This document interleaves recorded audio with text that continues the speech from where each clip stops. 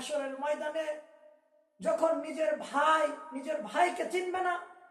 নিজের পিতা নিজের সন্তানকে চিনবে না, নিজের সন্তান নিজের মাতাকে চিনবে না, স্ত্রী স্বামীকে চিনবে না, স্বামী তার স্ত্রীকে চিনবে না,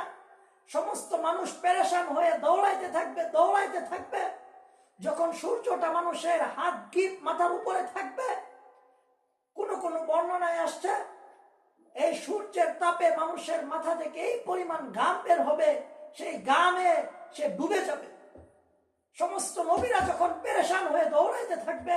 সমস্ত নবীরা যখন বলতে থাকবে ইয়া নাফসি ইয়া নাফসি ইয়া নাফসি, মুহতারাম ভাই ও দোস্ত বুজুর্গ, তখন আমার আপনার প্যারা হাবিব হযরত মুহাম্মদ মুস্তাফা সাল্লাল্লাহু আলাইহি ওয়াসাল্লামের মুখে একটা বাণী উচ্চারণ হতে থাকবে, সেটা হলো ইয়া উম্মতি ইয়া উম্মতি ইয়া উম্মতি ইয়া উম্মতি।